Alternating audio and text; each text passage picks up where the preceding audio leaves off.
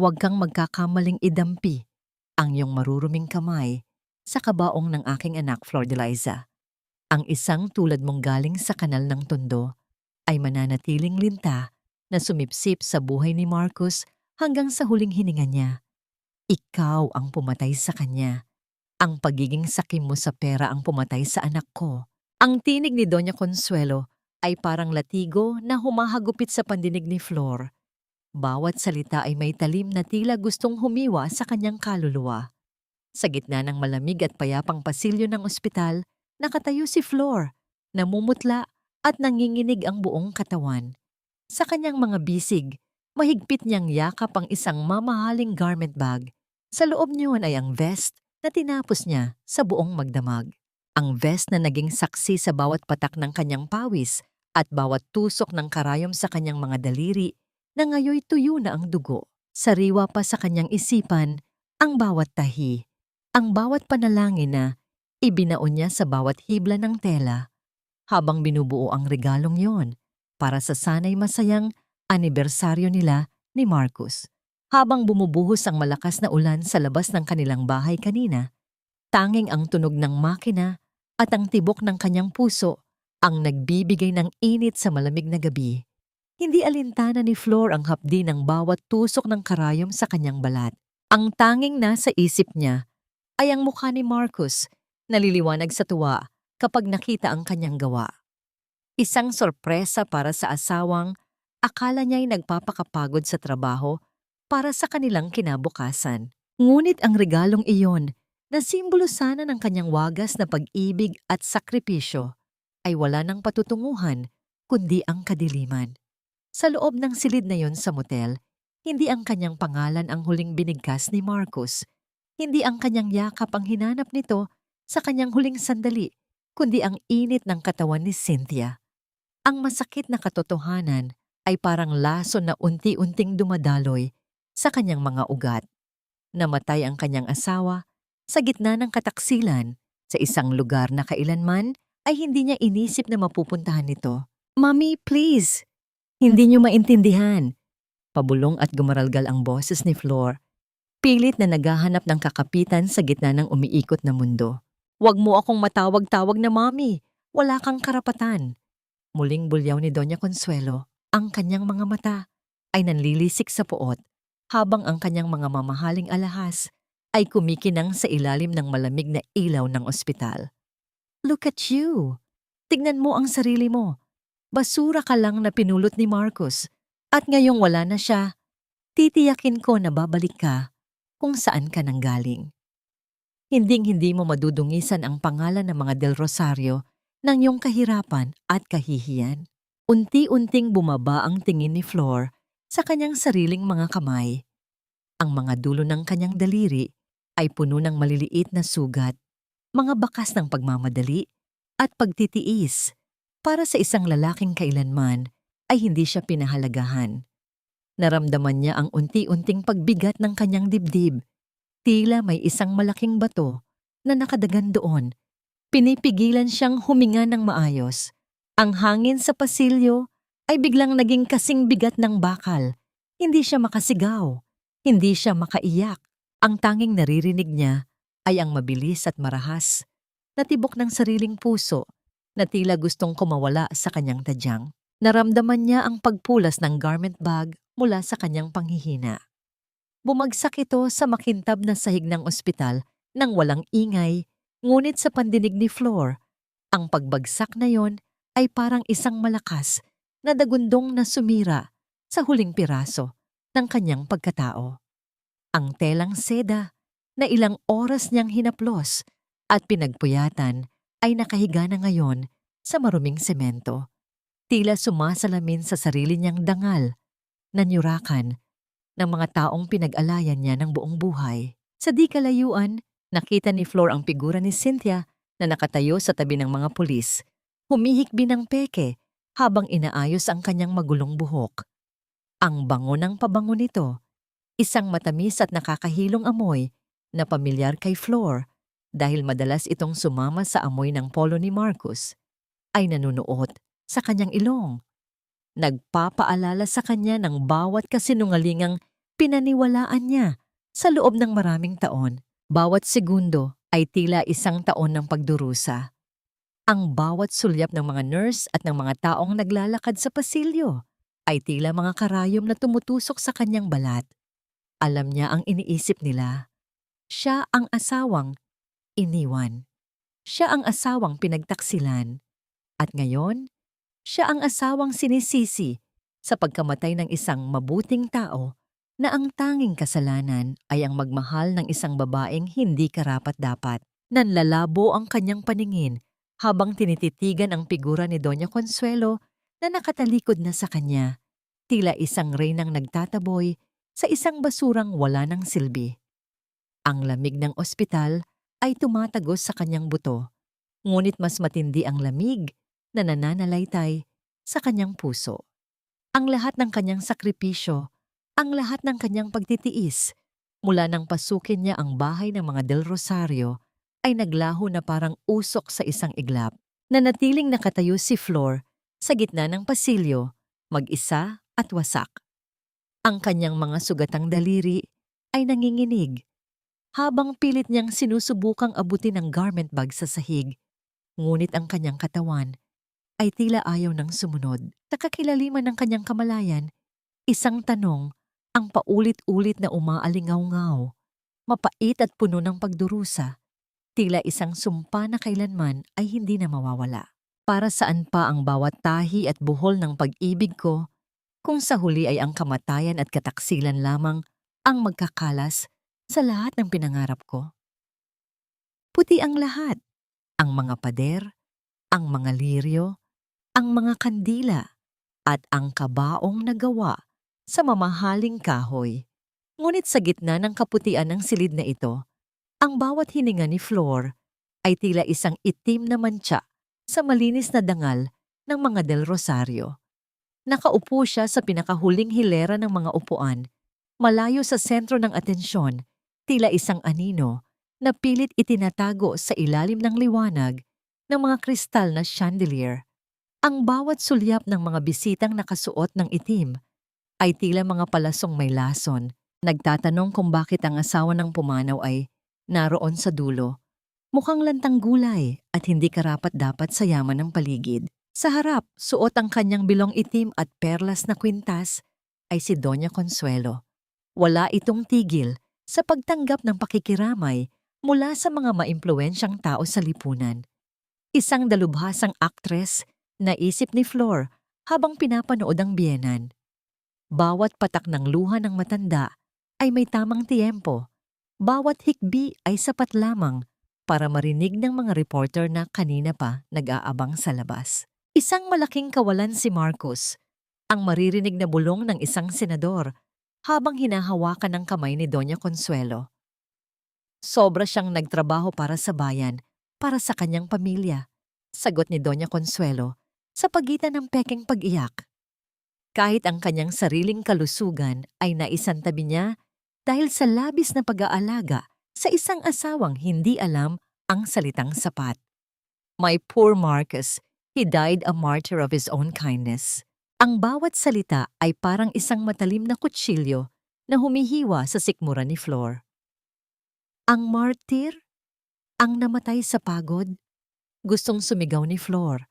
Gusto niyang sabihin sa lahat na ang taong nasa loob ng kabaong na yon ay namatay sa kama ng ibang babae habang siya ay nagpapakapuyat sa pagtatahi.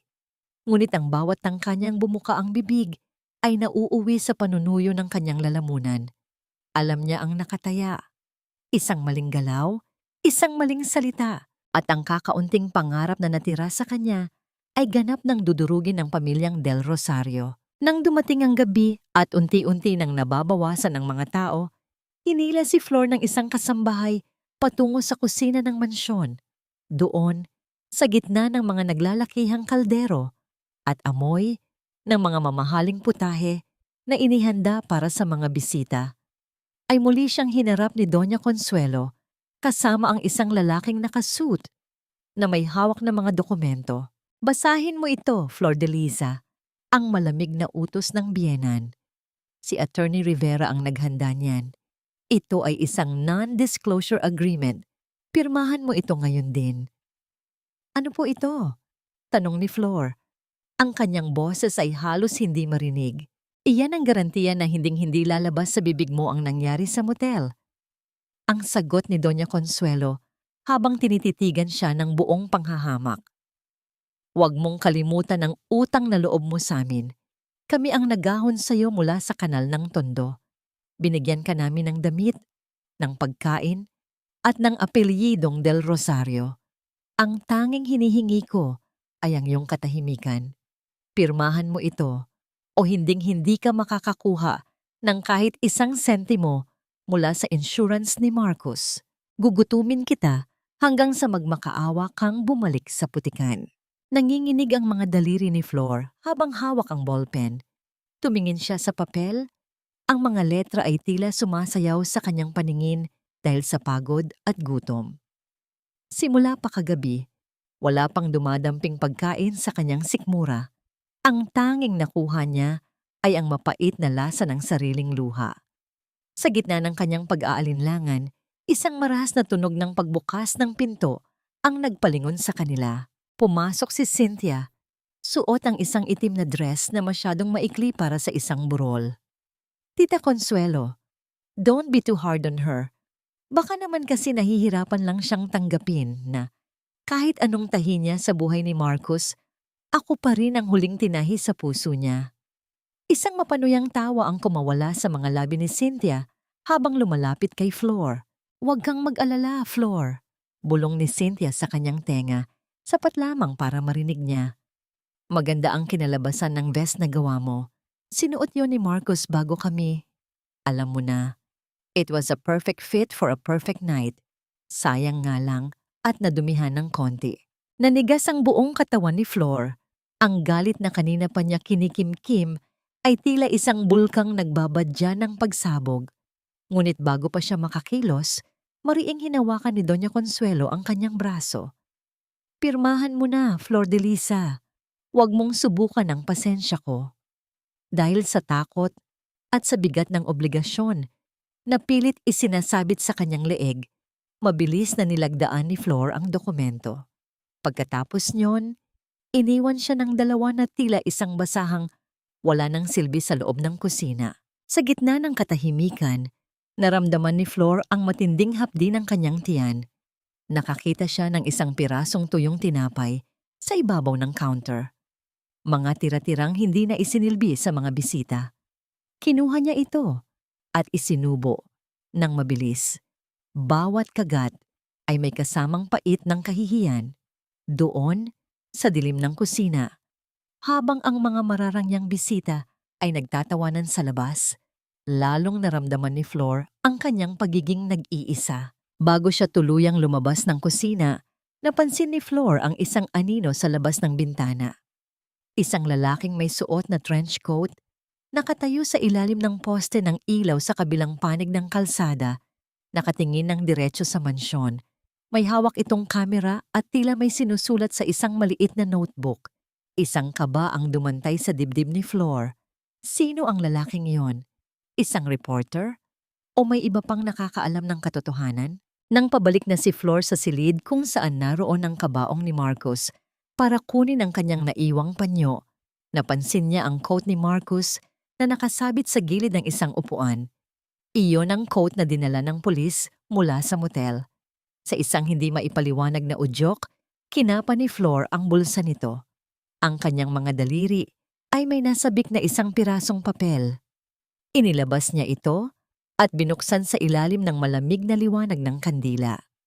Ang kanyang puso ay tila tumigil sa pagtibok. Ito ay isang bank transfer invoice. Isang malaking halaga, 10 milyong piso, na inilipat mula sa account ni Marcos patungo sa isang dummy account sa ibang bansa. Ngunit hindi ang halaga ang nagpayelo sa dugo ni Flor. Ang petsa ng transfer ay ngayong araw, oras, 3:00 ng hapon. 12 oras matapos ideklarang patay si Marcos del Rosario sa loob ng isang motel. Ang bawat segundo ng pagtakbo ng orasan sa loob ng mansyon ay tila isang mabigat na hakbang ng kamatayan na umaalingaw-ngaw sa pandinig ni Flor. Nakatitig siya sa pirasong papel na hawak niya, ang invoice ng bank transfer, habang ang kanyang puso ay nagpupumiglas sa loob ng kanyang dibdib, tila isang ibon na pilit kumakawala sa isang bakal na hawla. Paano ito nangyari? Ang taong nasa loob ng kabaong sa kabilang silid ay hinding-hindi na makakagalaw. Ngunit ang kanyang pangalan ay muling nabuhay sa mundo ng mga transaksyon at milyon-milyong piso. Mabilis niyang itinago ang papel sa loob ng kanyang suot na blusa. Ramdam ang talim ng tupi nito sa kanyang balat nang marinig niya ang papalapit na mga hakbang. Ang tunog ng takong ni Doña Consuelo sa marmol na sahig ay tila mga latigo na nagbabadya ng panibagong dusa. Hindi ito ang hakbang ng isang inang nagluluksa. Ito ay ang hakbang ng isang diktador na handang manupil ng anumang katotohanang susubok sa kanyang kapangyarihan. Bakit ka pa naririto, Flordeliza? Ang tinig ni Doña Consuelo ay nanunuot sa lamig ng silid, tila yelong dumantay sa mainit na balat ni Flor. Tapos na ang oras ng pagpapakitang tao. Umakyat ka na sa iyong silid. Ayaw kong makita ang anino mo habang kinakausap ko ang mga bisita. May tinitignan lang po ako, Mami. Nauutal na sagot ni Flor. Pilit na iniiwas ang kanyang tingin. Mami, gaano ko ba kadalas kailangang ipaalala sa iyo na hindi kita anak? Lumapit ang matanda. Ang kanyang mukha ay isang maskara ng puot at pagkamuhi. Pinulot ka lang namin sa dumi ng tondo dahil sa pagkahumaling sa iyo ni Marcos. Binigyan ka namin ng buhay na kahit sa panaginip ay hindi mo mararanasan. At paano mo kami sinuklian? Binigyan mo kami ng kahihiyan. Ang bawat sentimo na ginastos namin sa iyo ay isang utang na hinding-hindi mo mababayaran. Yumuko si Flor. Ang kanyang mga balikat ay tila bumabagsak sa ilalim ng bigat ng salitang utang na loob. Sa kulturang kinalakihan niya, ang utang na loob ay isang banal na tungkulin. Ngunit sa kamay ni Doña Consuelo, ito ay naging isang tanikala, isang bakal na kwelyo na lalong humihigpit sa bawat pagkakataong nais niyang tumayo para sa sarili. Nang marating ni Flor ang kanyang silid sa ikalawang palapag, mabilis niyang narinig ang pag-ikot ng susi sa labas ng pinto. Ang tunog ng trangka ay tila isang hatol ng kamatayan. Ginigitla siya ng katotohanan. Siya ay isang bilanggo sa sarili niyang tahanan. Ang silid na dati puno ng mga alaala ng pagmamahalan nila ni Marcos o ng mga kasinungalingang akala niya'y pag-ibig, ay naging isang malamig na selda. Nilapitan niya ang kaisa-isang buhay na bagay sa loob ng silid. Isang maliit na halaman ng sampagita sa tabi ng bintana na unti-unti nang nalalanta dahil sa kawalan ng sikat ng araw. Hinawakan niya ang nanunuyong dahon nito, ang kanyang mga daliri na puno ng sugat mula sa pagtatahi ay nanginginig. Kasing tulad kita, bulong niya sa hangin, namamatay sa gitna ng karangyaan. Ito ang kanyang golden moment sa gitna ng dilim. Isang sandali ng pakikiramay sa isang halamang kasing lugmok niya. Sa kalaliman ng gabi, habang ang mansyon ay nababalot ng isang nakabibinging katahimikan, narinig ni Flor ang isang mahinang kaluskos mula sa kabilang panig ng kanyang pader. Ang silid ni Marcos. Isang pamilyar na amoy ng mamahaling tabako ang nanuot sa siwang ng pinto. Isang amoy na tanging kay Marcos lamang. Nanigas ang buong pagkatao ni Flor. Imposible. Ang amoy na yon ay hindi dapat narito. Dahan-dahan siyang sumilip sa maliit na butas ng susi ng kanyang pinto. Ang nakita niya ay nagpatayo ng lahat ng balahibo sa kanyang katawan. Ang anino ng isang lalaki ay naglalakad sa madilim na pasilyo. Ang bawat galaw nito ay tila isang hunyangong nagtatago sa dilim. Ang bimo ng lalaki, ang paraan ng pag-angat ng kanyang balikat, at ang kislap ng relo sa kanyang bisig. Lahat ay tumuturo sa isang tao na dapat ay wala ng buhay. Ngunit bago pa man niya matiyak ang nakita, ang anino ay mabilis na naglaho patungo sa opisina ni Doña Consuelo. Kasunod nito ay ang mahinang tinig ng kanyang biyenan. Hindi sa tono ng pagluluksa, kundi sa tono ng isang kasabwat. Siguraduhin mong malinis ang lahat. Ang malinaw na bulong ni Doña Consuelo na umabot sa pandinig ni Flor sa pamamagitan ng katahimikan ng gabi. Ang babaeng yon sa kwarto, siya ang sasalo ng lahat ng kasalanan mo. Hayaan nating isipin ng mundo na ikaw ay isang biktima at siya ang kriminal. Napaupo si Flor sa sahig. Ang kanyang likod ay sumandal sa malamig na kahoy ng pinto. Ang invoice sa loob ng kanyang blusa ay tila naging nagbabagang bakal. Hindi lamang siya pinagtaksilan, siya ay ginagamit bilang isang tupa na ihahain sa altar ng kanilang kasakiman. Ang taong iniyakan niya, ang taong pinag-alayan niya ng kanyang mga daliri at dugo sa pagtatahi, ay maaaring buhay pa at pinapanood ang kanyang paghihirap ng may ngiti. Kinuha niya ang maliit na gunting na laging nasa kanyang bulsa, ang tanging sandata na natira sa kanya mula sa kanyang pagiging mananahi. Hinawakan niya ito ng mahigpit hanggang sa muling bumukas ang mga sugat sa kanyang daliri. Ang hapdi ay nagsilbing panggising sa kanyang nanunuyong kaluluwa. Sa gitna ng kadiliman, isang panibagong tunog ang bumasag sa katahimikan. Ang kanyang lumang cellphone na nakatago sa ilalim ng unan ay biglang umilaw. Isang hindi kilalang numero ang nagpadala ng isang mensahe. Binuksan niya ito nang may nanginginig na kamay.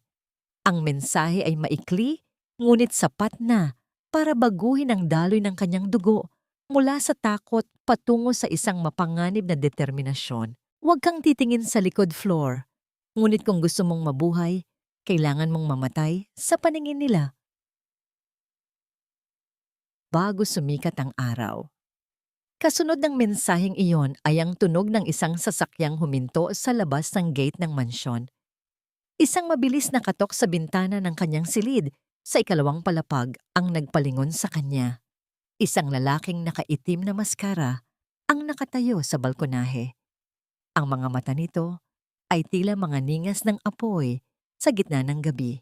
Siya na ba ang magliligtas sa kanya o isa lamang itong panibagong patibong sa mundong puno ng mga nakamaskarang demonyo? Ang kalayaan ay isang mamahaling tela na hindi kailanman kayang bilhin ng isang mananahi, na ang tanging puhunan ay sariling dugo. Nakatitig si Flor sa lalaking nasa kanyang balkonahe. Ang bawat hininga niya ay tila isang pirasong bubog na nakabara sa kanyang lalamunan. Ang ulan sa labas ay hindi na lamang basta tubig na bumabagsak mula sa langit. Ito ay naging isang madilim na kurtina na naghihiwalay sa kanya sa mundong dati niyang kinagisnan at sa isang kinabukasang hindi niya tiyak kung meron pa siyang puwang. Sino ka? Bakit ka narito? Ang bulong ni Flor ay halos malunod sa hagupit ng hangin na pumapasok sa bahagyang nakabukas na bintana. Ang kanyang mga kamay ay mahigpit na nakakapit sa gilid ng kanyang kama. Ang puting kumot ay nag-usot sa ilalim ng kanyang nanginginig na mga daliri. Isang kaibigan na ayaw makitang mabulok ang isang inosente sa kulungan, Flor. Ang sagot ng lalaki. Ang kanyang boses ay malalim, may awtoridad at may bahid ng puot na hindi para sa kanya, kundi para sa mga taong nasa kabilang panig ng pinto ng silid na yon. Hindi ito boses ni Marcos. Mas matatag ito, mas totoo. Kung mananatili ka rito, bukas na bukas din ay ikaw ang ihaharap nila sa mga pulis bilang utak ng nakawan sa kumpanya. Wala nang Marcos na magtatanggol sa'yo dahil ang Marcos na kilala mo ay matagal nang naglaho, unti-unting nabago ng sarili niyang kasakiman at mga maling desisyon. Nanigas si Flor. Ang bawat salita ng lalaki ay tila isang sampal na mas masakit pa sa ginawa ni Doña Consuelo. Paano mo nalaman? Sino ang nagpadala sa'yo? Wala na tayong oras para sa mga tanong. Kailangan mong magpasya ngayon din. Mananatili ka bang biktima o kukunin mo ang pagkakataong ito para malaman ang buong katotohanan? Inabot ng lalaki ang kanyang kamay. Ang guwantes na itim ay tila isang paanyaya patungo sa kailaliman ng gabi. Bago sumagot, lumingon si Flor sa kanyang silid. Nakita niya ang kanyang sewing kit sa ibabaw ng mesa. Sa loob niyon ay ang mga sinulid na ginamit niya para tahin ang mga pangarap na ngayon ay nagkapira-piraso na.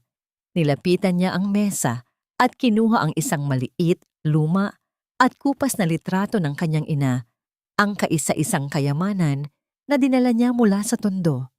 Ito ang kanyang golden moment sa gitna ng panganib. Ang marahang paghalik sa mukha ng ina sa litrato, isang huling paghingi ng basbas bago tuluyang iwan ng buhay na akala niya ay langit. Ngunit impyerno pala. Sasama ako, ang determinadong sagot ni Flor, gamit ang kanyang kasanayan sa pagbubuhol ng matitibay na sinulid. Kinuha ni Flor ang mga mahahabang kurtina ng kanyang silid. Ang marahas na tunog ng pagpunit ng tela ay tila isang musika ng paglaya sa kanyang pandinig. Itinali niya ito ng mahigpit sa paa ng kanyang mabigat na kama at inihulog ang dulo sa balkonahe. Sa tulong ng mahiwagang lalaki, dahan-dahan siyang bumaba. Ang bawat pagkiskis ng tela sa kanyang palad ay nagpapaalala sa kanya ng hapdi ng bawat tahi na ginawa niya para kay Marcos. Ngunit bago pa man dumantay ang kanyang mga paa sa basang damuhan, isang liwanag mula sa opisina ni Doña Consuelo ang tumama sa kinaroroonan nila. Narinig ni Flor ang pagbukas ng pinto sa itaas at ang marahas na tinig ng kanyang biyenan na sumisigaw ng kanyang pangalan. Flor de Lisa! Magnanakaw! Saan mo dadalhin ang mga dokumento? Hindi lumingon si Flor. Tumakbo siya kasunod ng lalaki patungo sa isang itim na sasakyang naghihintay sa labas ng gate. Ang putik ay tumatalsik sa kanyang binti. Ang ulan ay nagpapabigat sa kanyang suot na blusa. Ngunit sa unang pagkakataon, sa loob ng maraming taon, naramdaman niya ang hangin na pumapasok sa kanyang mga baga nang walang halong takot sa utang na loob. Nang makapasok sila sa sasakyan, mabilis itong humarurot palayo sa mansyon ng mga Del Rosario. Hingal na hingal si Flor habang nakatingin sa naglalahong anino ng bahay na naging selda niya. Lumingon siya sa lalaking katabi niya na ngayon ay tinatanggal na ang kanyang maskara. Ang malamig na liwanag ng mga poste sa kalsada ay tumama sa mukha nito. Isang matalas na panga, mga matang tila nakakita na ng napakaraming pighati, at isang sugat sa may gilid ng kanyang kilay. I'm Alexander Montemayor, ang pakilala nito habang hindi inaalis ang tingin sa kalsada. At ang asawa mo, Flor, ay hindi lang basta nagtatago. Hawak niya ang huling alas, nawawasak sa pamilya ko, at ikaw lang ang susi para mahanap ko siya. Bago pa makapagsalita si Flor, may kinuha si Alexander mula sa dashboard at inabot sa kanya. Isang recorder. Pinindot niya ang play button at ang boses na narinig ni Flor ay nagpabagsak ng kanyang mundo sa pangalawang pagkakataon. Consuelo, siguraduhin mong hindi makakaalis si Flor. Kailangan ko siyang mamatay sa aksidente bago lumabas ang audit ng kumpanya sa susunod na linggo. Isang bangkay na hindi na makakapagsalita tungkol sa perang inilipat natin sa Singapore. Iyon ang boses ni Marcos, buhay na buhay. At ang huling kahilingan nito ay ang kanyang kamatayan. Patayin mo siya, Consuelo. Isang aksidente lang ang kailangan. Isang huling tahi para sa basahang iyan bago tayo tuluyang lumipad patungong Singapore. Ang tinig na yon ay hindi nagmula sa kabilang buhay.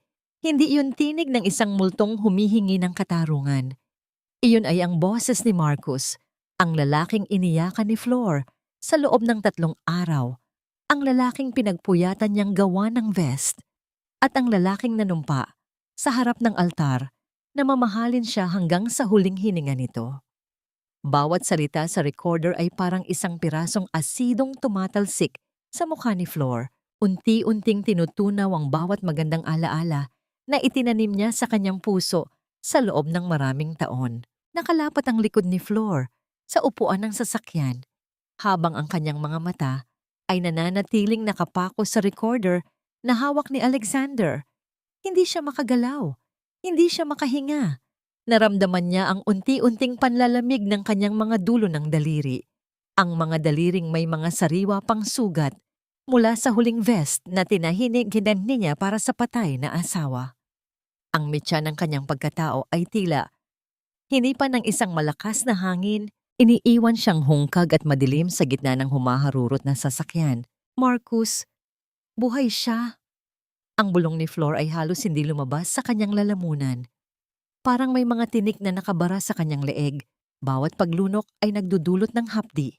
Buhay na buhay, Flor.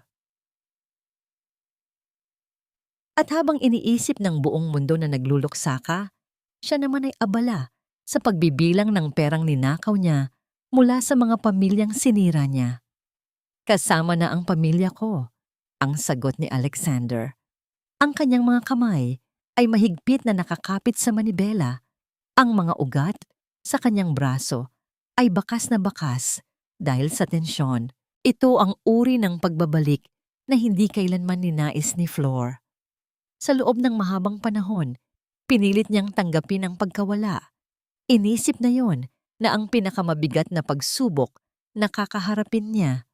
Ngunit ang katotohanang unti-unting nabubunyag sa kanyang harapan ay higit pang masakit kaysa sa anumang inakala niya. Ang mga lihim, panlilinlang at desisyong ginawa ni Marcus nang hindi niya nalalaman ay unti-unting sumira sa bawat alaala at pangarap na sabay nilang binuo.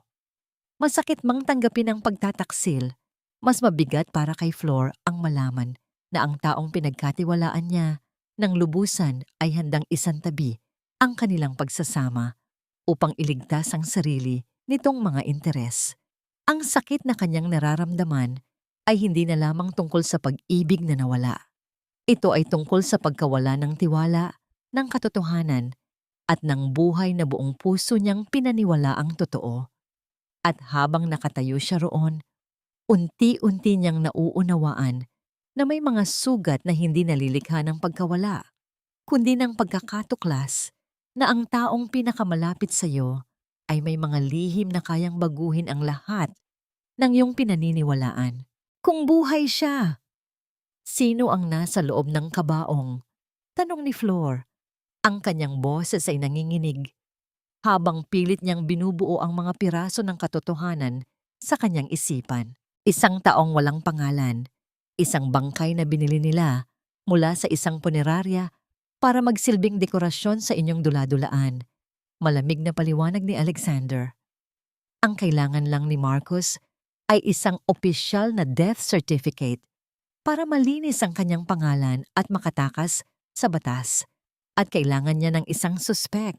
Ikaw, isang asawang galing sa hirap, sakim, at desperada. Ang perpektong kontrabida sa kwentong isinulat ni Doña Consuelo. Tumitig si Flor sa labas ng bintana. Ang mga ilaw ng kalsada ay nagmistulang mga lumalabo at umiikot na guhit dahil sa bilis ng takbo at sa mga luhang nagsisimulang mamuon sa kanyang mga mata. Naalala niya ang bawat gabi na hindi siya natutulog para lamang masiguro na maayos ang lahat ng gamit ni Marcus. Naalala niya ang pagtitiis niya sa bawat panlalait ni Doña Consuelo dahil ang iniisip niya ay ang kaligayahan ng asawa. Ang lahat ng iyon ay naging isang malaking biro, isang sarswela kung saan siya ang bida, ngunit siya rin ang huling papatayin. Ang kanyang golden moment sa gitna ng pagkawasak na ito ay nang dahan-dahan niyang kinuha ang maliit na thimble, ang proteksyon sa daliri sa pagtatahi, mula sa kanyang bulsa. Ito ang huling gamit na natira sa kanya. Hinawakan niya ito ng mahigpit. Ramdam ang bawat ukit at gasgas nito. Ito ang simbolo ng kanyang pagsisikap. Ngunit ngayon, ito ay paalala ng kanyang pagkabulag. Sa isang marahas na paggalaw, binitawan niya ito sa sahig ng sasakyan. Hindi na niya kailangan ng proteksyon. Ang sugat ay naroon na, malalim at hindi na maghihilom ng basta-basta. Bakit mo ako tinutulungan, Alexander? Ano ang kailangan mo sa akin? Tanong ni Flor habang dahan-dahang pinupunasan ng kanyang luha. Pinalitan ng pighati ng isang matigas na determinasyon. Gusto kong mahanap si Marcus bago siya makalabas ng bansa. Hawak niya ang mga dokumentong magpapatunay na ang lupa ng pamilya ko ay kinuha nila sa ilalim ng mga iligal na paraan. At ikaw, Flor, ikaw lang ang nakakaalam ng mga maliliit na detalye ng kanyang buhay. Ang mga password, ang mga taguan, ang mga taong pinagkakatiwalaan niya. Tumingin si Alexander kay Flor. Ang kanyang mga mata ay puno ng isang uri ng pag-asa na may halong pakiusap. Hindi mo na siya asawa ngayon. Kaaway mo na siya. Tulungan mo akong pabagsakin sila at ibibigay ko sa iyo ang buhay na hindi nila kailanman kayang ibigay. Ang buhay na malaya. Bago pa man makasagot si Flor, isang biglang pagpreno ang ginawa ni Alexander. Ang tunog ng mga gulong na kumiskis sa basang semento ay umalingaw-ngaw sa paligid. Sa harap nila, isang blockade ng mga sasakyan ng pulis ang nakaharang. Ang mga asul at pulang ilaw ay nagmistulang mga nagbabadyang mata ng mga demonyo. Nahanap na nila tayo. Bulong ni Alexander. Mabilis na tumingin si Flor sa kanyang cellphone na kanina patahimik. Isang bagong notification ang lumabas mula sa isang news app. Ang headline ay nagpatigil sa tibok ng kanyang mundo. Breaking news! Flordelisa del Rosario, asawa ng pumanaw na si Marcus del Rosario, opisyal ng kinasuhan ng grand larceny at falsification of documents.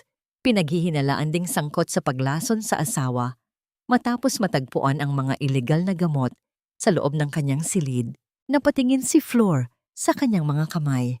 Ang mga kamay na tanging pagmamahal lamang ang alam gawin ay pinalalabas na ngayon ng mga kamay ng isang mamamatay tao. Sa labas, narinig niya ang boses ng isang opisyal sa pamamagitan ng megaphone. Nag-uutos sa kanila na lumabas ng nakataas ang mga kamay. Hinarap ni Flor si Alexander. Ang kanyang mga mata ay nanlilisik na sa galit. Hindi na siya ang mahina at sunod-sunurang si Flor. Hindi ako susuko, Alexander. Hindi sa paraang gusto nila. Paano niya malalagpasan ang isang mundong ang tanging hangad ay ibaon siya sa kasinungalingan, habang ang taong mahal niya ay nanonood lamang sa dilim? Ang pag-asa ay isang sinulid na madaling maputol, lalo na kung ang humahawak sa kabilang dulo ay ang kamay ng taong nais kang ilibing ng buhay. Sa loob ng sasakyan, ang bawat kislap ng asul at pulang ilaw mula sa mga patrol car ay tila mga kidlat na tumatama sa dibdib ni Flor. Hindi siya makapaniwala. Ang mundong dati tahimik at payak, kahit puno ng hirap, ay biglang naging isang madilim na arena kung saan siya ang biktima na pinapalakpakan ng lahat sa kanyang pagbagsak. Yumuko ka, Flor! Huwag kang titingin! Ang mariing utos ni Alexander ay sinabayan ng mabilis na pagpihit ng manibela. Ang tunog ng mga gulong na pilit kumakapit sa madulas na kalsada ay umalingaw-ngaw sa paligid, tila isang huling hiling ng sasakyan na huwag silang iwan sa gitna ng panganib. Sa isang mabilis at delikadong maniobra, pumasok ang sasakyan sa isang makipot at madilim na eskinita. Iniiwasan ng pangunahing kalsada kung saan naghihintay ang mga posas na nakalaan para sa kanya. Ramdam ni Flor ang bawat pagtalbog ng kanyang puso sa kanyang lalamunan. Ang bawat hininga niya ay may lasa ng bakal at ulan. Sa labas, narinig niya ang papalayong sirena, isang pansamantalang katahimikan na mas nakakatakot kaysa sa ingay ng pagtugis. Nang tumigil ang sasakyan sa isang abandonadong bodega malapit sa pampang ng Ilog Pasig, tanging ang tunog ng patak ng ulan sa bubong na yari sa luma at kinakalawang na yero ang maririnig.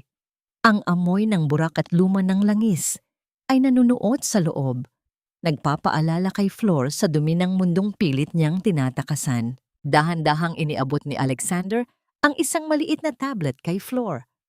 Ang screen ay nagpapakita ng isang live news broadcast. Doon, sa harap ng napakaraming kamera, ay nakatayo si Doña Consuelo. Nakasuot ito ng bilong itim, may hawak na panyo, at ang bawat hikbi ay tila isang sining ng panlilinlang. Ang tanging hangad lang ng aking anak ay bigyan siya ng dangal. ang umiiyak na pahayag ng matanda sa telebisyon. Ngunit hindi namin akalain na ang babaeng pinulot namin sa tondo ay may pusong kasing itim ng uling. Natagpuan ng mga awtoridad ang mga vial ng lason sa ilalim ng kanyang unan. Ninakawan niya kami at nang malaman ni Marcus ang kanyang mga ilegal na gawain, pinatahimik niya ang aking anak. Hinihiling ko sa publiko, tulungan niyo kaming mahanap ang mamamatay taong ito. Hindi totoo yan. Hindi totoo. Ang bulong ni Flor ay unti-unting naging isang hikbi na hindi na niya kayang pigilin. Ang sakit ay hindi na lamang emosyonal. Ito ay naging pisikal na hapdi na tila unti-unting bumibiyak sa kanyang mga buto. Ipininta siya ng biyenan bilang isang kontrabida sa mata ng buong bansa. Ang kanyang pangalan, ang kanyang mukha, at ang kanyang dangal ay kinaladkad sa putikan nang walang kalaban-laban. Ito ang kanyang golden moment ng ganap na pagkawala. Ang sandali kung saan tiningnan niya ang kanyang mga kamay sa ilalim ng malamig na ilaw ng bodega. Ang mga kamay na dati puno ng sinulid at karayom ay nanginginig na ngayon sa pot. Kinuha niya ang suot niyang wedding ring, isang simpleng ginto na akala niya'y simbolo ng walang hanggang pangako. Gamit ang lahat ng lakas na natitira sa kanya, inihagis niya ito sa madilim na tubig ng ilog na nasa labas ng bodega. Ang mahinang tunog ng paglubog ng singsing sa tubig ay ang huling paalam niya sa babaeng naniwala sa pag-ibig. Wala na akong babalikan, Alexander, ang sabi ni Flor. Ang kanyang boses ay hindi na nanginginig. Ito ay malamig, patag, at puno ng isang uri ng determinasyon na tanging ang mga taong nawalan na ng lahat ang nagtataglay. Pinatay nila ang Flor de Liza na kilala ko. Ang tanging natitira na lang dito ay ang babaeng gagawa ng sarili niyang katarungan.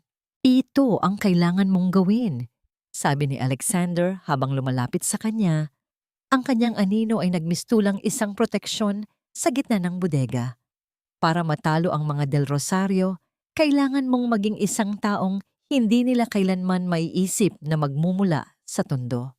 Kailangan mong maging mas matalas kaysa sa kanilang mga kasinungalingan at mas matibay kaysa sa kanilang yaman. Inabot ni Alexander ang isang bagong identity card. Wala roon ang pangalang Flor de Liza del Rosario. Ang nakasulat ay Floriana Santos. Simula sa gabing ito, patay na ang asawa ni Marcus del Rosario. At ang isisilang ay ang babaeng magtatahi ng kanilang kabiguan. Ang pagtatapos ni Alexander. Sa labas, ang kidlat ay muling gumuhit sa langit. Nagbibigay ng panandaliang liwanag sa mukha ni Flor. Wala na ang takot sa kanyang mga mata. Ang natitira na lamang ay ang matalim na kislap ng isang karayom na handa nang tumusok sa puso ng mga taong nagtaksil sa kanya. Ngunit sa kabila ng kanyang bagong paninindigan, isang katanungan ang nananatiling nakabitin sa hangin.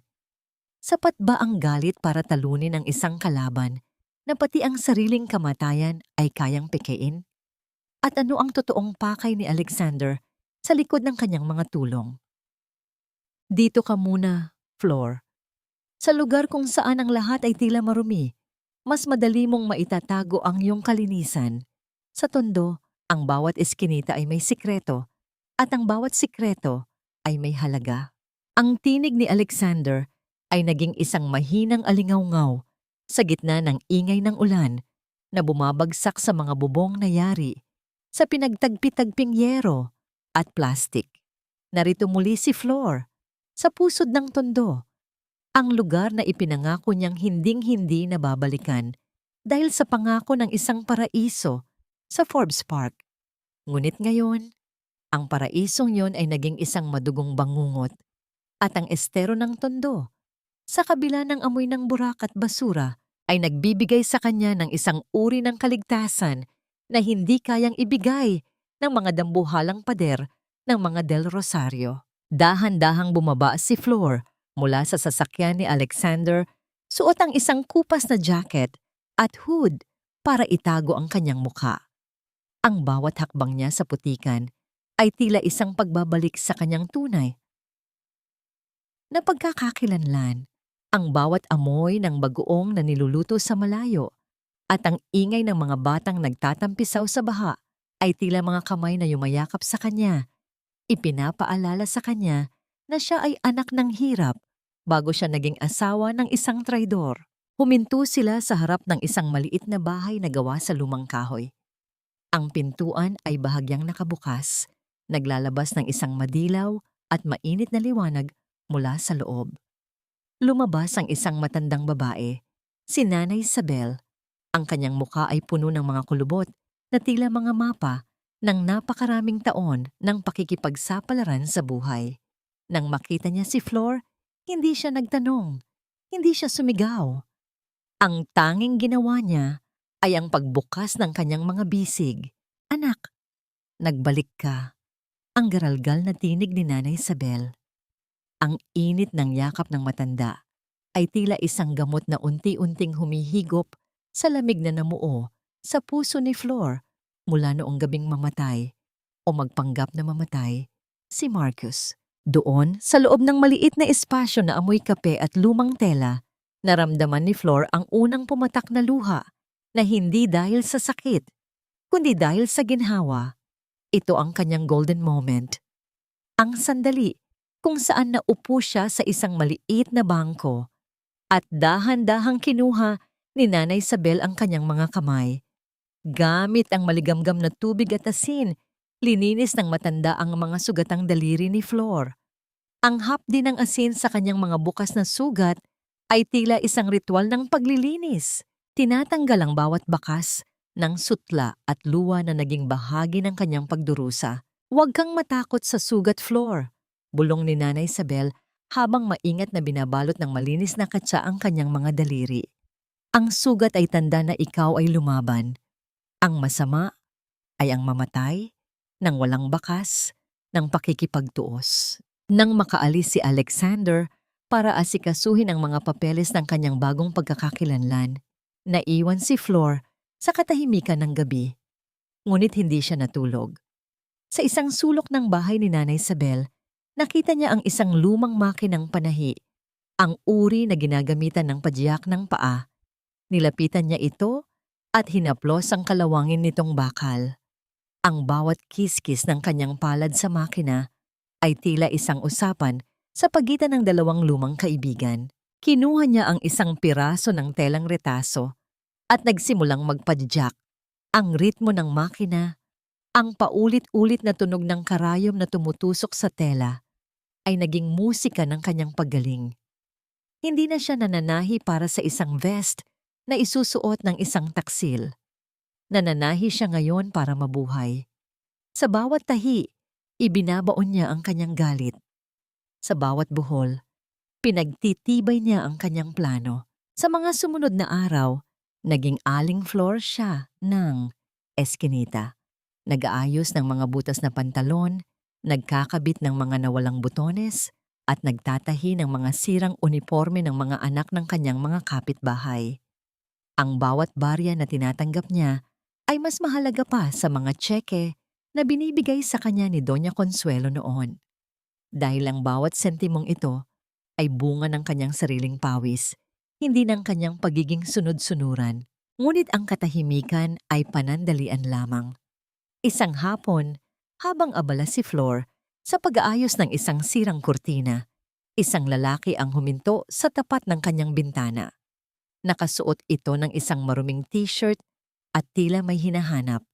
Nang magtama ang kanilang mga mata, nanigas si Flor. Ang lalaking iyon ay isa sa mga tauhan ni Marcus, ang driver na madalas maghatid sa kanya noon sa mga charity event. Dahan-dahang kinapan ng lalaki ang kanyang likuran. Tila may kinukuha mula sa kanyang bewang, habang ang kanyang kabilang kamay ay may hawak na litrato. Ang litrato ni Flordelisa del Rosario na may nakasulat na malaking halaga ng pabuya. Nakalimutan ni Flor na sa tondo, ang katapatan ay madalas na natatalo ng sikmura. Ang tanong ay, sapat ba ang bilis ng kanyang karayom para ipagtanggol ang kanyang sarili laban sa isang mundong muli siyang nahanap? Magkano ba ang halaga ng buhay mo ngayon, Flor? 1 milyong piso? Para sa ulo ng isang mamamatay tao? Ang tinig ni Berting, ang dating driver ni Marcus, ay parang kalawang na kumikiskis sa pandinig ni Flor. Nakatayo ang lalaki sa tapat ng bintana. Ang kanyang mga mata ay nanlilisik sa kasakiman habang hawak ang gusot na poster ng pabuya. Sa loob ng maliit na silid, nanigas si Flor. Sa kanyang kanang kamay ay hawak niya ang isang maliit na uniforme ng bata na tinatahi niya ang laylayan. Sa kaliwa, ang karayom na tila naging kasing bigat ng isang espada. Ang kabalintunaan ng sandaling iyon ay tila isang lason sa kanyang dibdib, habang pilit niyang binubuo ang mga punit na tela ng kanyang mga kapitbahay para sa ilang barya. Ang taong dati niyang pinagkakatiwalaan ay narito para ibenta siya kapalit ng kayamanang ninakaw rin sa kanya. Naramdaman ni Flor ang unti-unting pagtulo ng malamig na pawis sa kanyang batok. Ang bawat hininga niya ay naging mabilis at mababaw. Tila isang hayop na nasukol sa sarili nitong lungga. Berting, alam mong hindi totoo ang mga paratang na yan. Ang pabulong na sagot ni Flor. Pilit na pinatatatag ang kanyang boses sa gitna ng panginginig ng kanyang mga balikat. Pinagsilbihan kita, Berting. Tinulungan ko ang pamilya mo nung nagkasakit ang anak mo. Ganyan ba ang kapalit ng utang na loob? Walang utang na loob sa taong kumakalam ang sikmura. Flor, ang marahas na tugon ni Berting. Humakbang ito papasok sa pintuan. Ang amoy ng alak at masamang hangarin ay tila sumasakal sa hangin. Sa 1 milyong piso, makakaalis na kami sa Tondo. Pasensya na, pero kailangan ko ang perang iyon. Naramdaman ni Flor ang pagguho ng huling kuta ng kanyang tiwala sa kapwa. Ang Tondo, na akala niya ay kanlungan, ay naging isang patibong na may presyo ang bawat sulok. Nang akma siyang susunggaban ni Berting, isang matatag at malakas na kamay ang humawak sa balikat ng lalaki mula sa likuran.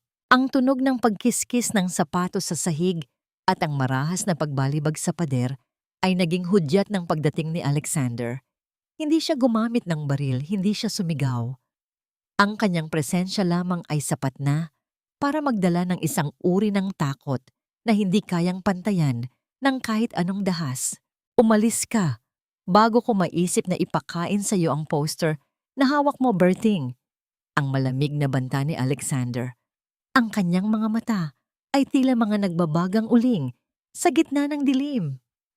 Sabihin mo sa mga Del Rosario na kung gusto nila si Flor, kailangan muna nilang dumaan sa akin. Nang mabilis na tumakas si Berting dahil sa takot, naiwan ang katahimikan na kasing bigat ng isang paparating na unos. Napaupo si Flor sa sahig, ang uniformeng tinatahi niya ay nahulog sa putikan. Doon, sa gitna ng kanyang panghihina, lumapit si Alexander at lumuhod sa kanyang tapat. Ito ang kanilang golden moment, isang sandali ng tahimik na pagkilala sa gitna ng kaguluhan. Napansin ni Alexander ang isang maliit na patak ng dugo sa daliri ni Flor, bunga ng pagkatusok niya sa karayom nang dumating si Berting.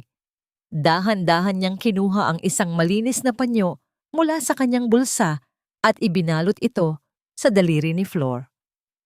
Ang init ng kanyang balat ay tila isang kuryenteng gumising sa namamanhid na pakiramdam ng babae. Bakit ka pa bumalik, Alexander? Tanong ni Flor. Ang kanyang mga mata ay puno ng pagod at pag-aalinlangan. Sabi mo ay gagamitin mo lang ako. Bakit mo pa itinataya ang buhay mo para sa isang taong tinuring na ng buong mundo na basura? Dahil ang basurang tinutukoy nila ay ang kaisa-isang hiyas na may kakayahang sumira sa kaharian ng mga Del Rosario. Sagot ni Alexander. Ang kanyang tinig ay may bahid ng sinseridad na hindi inaasahan ni Flor. At dahil ang pamilya mo, Flor, ang lupang kinatatayuan ng dati ninyong bahay sa Tondo ay bahagi ng mga lupang ninakaw nila sa akin. Hindi lang tayo magkasabwat, tayo ay magkadugo sa pait ng ating nakaraan. Inabot ni Alexander ang isang lumang folder na may mga kupas na dokumento. Nang buksan ito ni Flor, nakita niya ang pangalan ng kanyang yumaong ina bilang isa sa mga orihinal na biktima ng land grabbing ni Doña Consuelo, 3 dekada na ang nakalilipas. Ang bawat pahina ay tila isang panibagong sugat na binubuksan sa kanyang alaala. Ang lahat ay plano na nila simula pa noong una. Ang paliwanag ni Alexander habang nakatingin sa labas, kung saan ang ulan ay muling nagsisimulang bumuhos ng malakas. Hindi ka pinili ni Marcus dahil sa pag-ibig. Pinili ka niya dahil ikaw ang huling susi para ganap nilang makuha ang ari-ariang dapat ay sayo. Ang kasal ninyo ay isang legal na paraan para sa kanilang pandarambong. Naramdaman ni Flor ang isang uri ng galit na hindi niya kailanman naramdaman noon. Isang galit na mas matalas kaysa sa anumang karayom at mas matibay kaysa sa anumang sinulid. Ang pag-ibig na akala niya ay nagligtas sa kanya mula sa hirap ay siya palang lubid na gagamitin para bitayin ang kanyang dangal. Ano ang susunod nating gagawin? Tanong ni Flor. Ang kanyang boses ay naging kasing lamig ng hangin sa labas. Sa labas, ang tunog ng kulog ay umalingaw-ngaw. Tila isang hudyat ng pagsisimula ng isang giyera na walang puwang para sa awa. Ngunit sa gitna ng kadiliman, isang katanungan ang pumasok sa isip ni Flor. Sino nga ba ang totoong Alexander Montemayor? Isang tagapagligtas? O isang lalaking handa ring isakripisyo siya para sa sarili nitong paghihiganti? Ikinagagalak kong makilala ang babaeng usap-usapan ng buong Maynila. Isang karangalan na makaharap ang sining na kasing ganda mo, Miss Santos. Ang tinig na yon ay tila isang malamig na agos ng tubig na bumuhos sa nagbabagang kaluluwa ni Floriana. Nakatayo sa kanyang harap, ang lalaking iniyakan niya sa loob ng maraming gabi, ang lalaking naging dahilan ng bawat peklat sa kanyang puso. Ngunit sa halip na amoy ng motel at kataksilan, ang Marcus na nasa harap niya ngayon ay mabango sa amoy ng tagumpay at mamahalin na pabango. Ang peklat sa gilid ng kanyang mata ay nagbigay dito ng aura ng isang misteryosong negosyante, isang malayo sa patay na asawang si Marcus del Rosario. Huminga ng malalim si Floriana, ramdam ang bigat ng kanyang mga alahas na tila naging mga tanikalang bakal sa kanyang leeg. Ang kanyang puso ay nagpupumiglas, bawat tibok ay tila isang pagsabog ng galit at pighati na pilit niyang ikinukulong sa ilalim ng kanyang maskara ng porselana. Naalala niya ang bawat tahi ng vest na dinala niya sa ospital, ang bawat patak ng dugo mula sa kanyang mga daliri na naging alay para sa isang kasinungalingan. Ang lalaking ito ay hindi karapat-dapat sa kahit isang luha niya, ngunit ang makita itong humihinga at nakangiti ay tila isang panibagong saksak sa kanyang dibdib. Marciano Guerrero. Pagpapakilala ni Marcos habang dahan-dahang kinukuha ang kamay ni Floriana para halikan. Isang investor mula sa Singapore. At ito naman ang aking asawa, si Cynthia. Ang hapdi ng labi ni Marcos sa likod ng kanyang kamay ay tila isang paso ng apoy. Gustong bawiin ni Floriana ang kanyang kamay. Gusto niyang isampal sa mukha nito ang katotohanan. Ngunit naramdaman niya ang bahagyang pagpisil ni Alexander sa kanyang siko. Isang paalala. Isang angkla sa gitna ng nagngangalit na dagat ng emosyon. Marciano. Anong gandang pangalan? Ang sagot ni Floriana. Ang kanyang boses ay malamig at patag. Walang bakas ng panginginig. Tila pamilyar ang inyong mukha, Mr. Guerrero. Parang nakita ko na kayo sa isang panaginip na hindi ko na nais balikan. Napatigil si Marcus. Ang kanyang mga mata ay bahagyang sumingkit habang tinititigan ang mukha ni Floriana. May isang segundo ng katahimikan na tila tumagal ng ilang taon.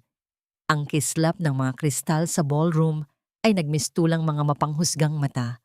Si Doña Consuelo ay nakatitig din. Ang kanyang mga kamay ay mahigpit na nakakapit sa kanyang baston.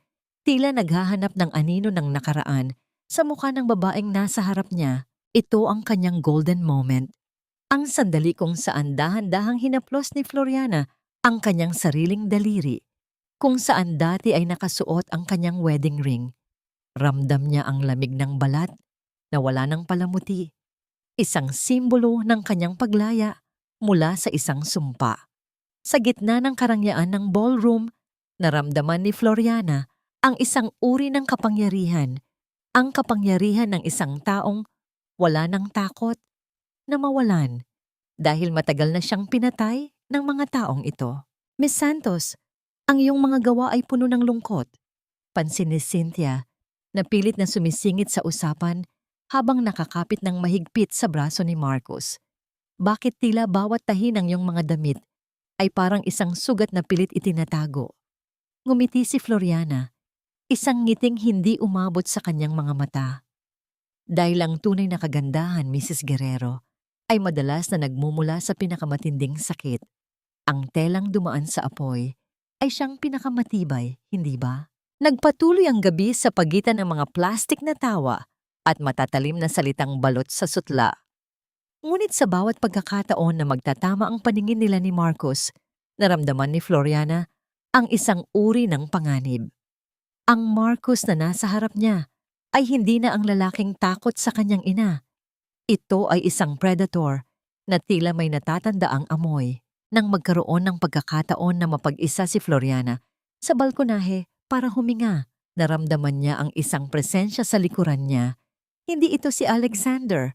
Ang amoy ng tabako at mamahaling brandy ay muling lumapit. Flor? Ang bulong ng isang tinig na kailanman ay hindi niya makakalimutan. Nanigas si Floriana. Ang hangin ng gabi ay umihip. Dala ang amoy ng paparating na ulan. Hindi siya lumingon. Pinanatili niya ang kanyang tingin sa mga ilaw ng Maynila habang ang bawat hibla ng kanyang gown ay nanginginig sa puot. Sino ang tinutukoy mo, Mr. Guerrero? Ang tanong ni Floriana. Ang kanyang boses ay kasing talim ng karayom. Dahan-dahang lumapit si Marcos. Ang kanyang anino ay humaba sa sahig ng balkonahe. Maaaring nagbago ang iyong pangalan at maaaring nagbago ang iyong anyo. Ngunit ang paraan ng pagtindig mo, ang paraan ng paghinga mo, kilala ko ang bawat tahi ng iyong pagkatao, Flor. Akala ko ba ay patay ka na? Hinarap siya ni Floriana. Ang kanyang mga mata ay nanlilisik sa ilalim ng liwanag ng buwan. Ang Flor de Liza na pinatay mo sa motel ay matagal nang nabulok, Marcos. Ang nasa harap mo ngayon ay ang katarungang hindi mo kailanman matatakasan. At bago matapos ang gabing ito, pagsisisihan mo na hindi mo ako tuluyang ibinaon sa lupa. Ngunit bago pa man makasagot si Marcos, isang mabilis na paghila ang ginawa ni Alexander kay Floriana.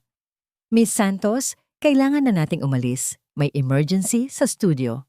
Habang paalis sila, lumingon si Floriana sa huling pagkakataon.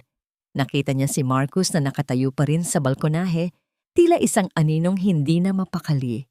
Ngunit ang mas nakakagimbal ay ang nakita niya sa kamay ni Alexander habang sila ay naglalakad patungo sa sasakyan. May hawak si Alexander na isang maliit na vial. Isang vial na kaparehong-kapareho ng lason na itinanim sa silid ni Flor. 2 taon na ang nakalilipas. Bakit hawak ni Alexander ang ebidensyang wawasak sa kanya? Sino ba talaga ang kakampi at sino ang tunay na nagtahi ng patibong na ito? Sabihin mo sa akin ang totoo, Alexander. Ang vial na yan, ikaw ba ang naglagay niyan sa kwarto ko 2 taon na ang nakalilipas? Ang boses ni Floriana ay parang isang manipis na piraso ng yelong na basag sa loob ng humaharurot na sasakyan. Nakatitig siya sa kamay ni Alexander na nakahawak sa manibela, habang ang kabilang kamay nito ay mabilis na isinilid ang maliit na bote sa bulsa ng kanyang coat. Ang katahimikan sa loob ng sasakyan ay naging kasing bigat ng isang dambuhalang alon na handang lumunod sa kanilang dalawa. Ang mga ilaw ng kalsada sa labas ay tila mga malalabong guhit ng ginto at pilak na dumadaloy sa salamin ng bintana, kasabay ng bawat patak ng ulan na lumilikha ng sariling ritmo sa bubong ng sasakyan. Hindi ngayon ang tamang oras para sa mga pagdududa, Floriana. Ang sagot ni Alexander. Ang kanyang boses ay nananatiling mahinahon, ngunit may bahid ng pagmamadali. Kailangan nating makalayo.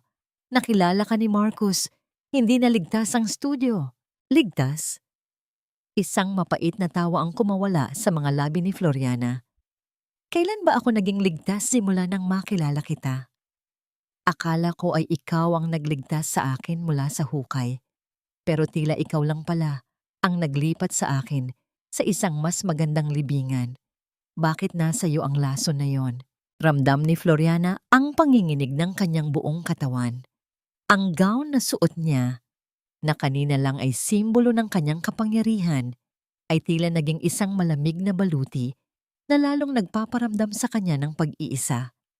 Ang bawat hininga niya ay may kasamang hapdi. Tila may mga maliliit na karayom na nakatusok sa kanyang baga. Ang pagtitiwalang unti-unti niyang binuo kay Alexander sa loob ng 2 taon ay tila isang marupok na sinulid na ngayon ay unti-unti nang nalalagot. Ito ang kanyang golden moment, isang sandali ng marupok na ugnayan sa gitna ng kawalan ng tiwala. Sa gitna ng tensyon, biglang itinigil ni Alexander ang sasakyan sa tabi ng isang madilim na parke. Hinarap niya si Floriana. Ang kanyang mga mata ay puno ng isang uri ng lungkot na tila sumasalamin sa lahat ng mga lihim na pilit niyang itinatago. Dahan-dahan niyang inabot ang kamay ni Floriana. Ang kanyang mga daliri ay mainit laban sa nanlalamig na balat ng babae. Maingat niyang hinaplos ang pisngi ni Floriana. Isang haplos na kasing lambot ng sutla, ngunit puno ng bigat ng mga salitang hindi masabi. Floriana, tumingin ka sa mga mata ko. Bulong ni Alexander, ang kanyang hininga ay dumantay sa mukha ni Floriana. Dala ang amoy ng mint at ang lamig ng gabi. Sa mundong ito, tayo lang ang magkakampi. Ang vial na nakita mo, hindi iyon para sa iyo. Iyan ang ebidensyang kinuha ko mula sa opisina ni Doña Consuelo noong gabing tumakas tayo. Itinago ko yan para may sandata tayo laban sa kanila. Hindi ko sinabi sa iyo dahil ayaw ko nang balikan mo ang hapdi ng gabing iyon. Nais maniwala ni Floriana. Nais niyang sumandal sa balikat ni Alexander at hayaang ang lalaking ito ang pumasan ng lahat ng kanyang dusa. Ang malapit na distansya ng kanilang mga mukha ay nagdulot ng isang uri ng kilig na may halong sakit, isang bawal na damdamin sa gitna ng isang giyera. Ngunit ang bawat tahi ng kanyang karanasan ay nagturo sa kanya na ang pinakamagandang mukha ay madalas na nagtatago ng pinakamadilim na balak. Kung ganoon, bakit mo yan inilabas kanina habang kausap ko si Marcus? Tanong ni Floriana. Pilit na iniiwas ang kanyang mukha mula sa mapanuring tingin ni Alexander. Dahil kailangang malaman ni Marcus na hindi lang siya ang marunong maglaro ng kamatayan. Ang sagot ni Alexander habang dahan-dahang binibitawan ang mukha ni Floriana. Ngunit nagkamali ako. Hindi ko akalain na mas malalim ang kapit niya sa kasalukuyan kaysa sa inakala ko. Muling pinaandar ni Alexander ang sasakyan. Ang katahimikan ay muling bumalik.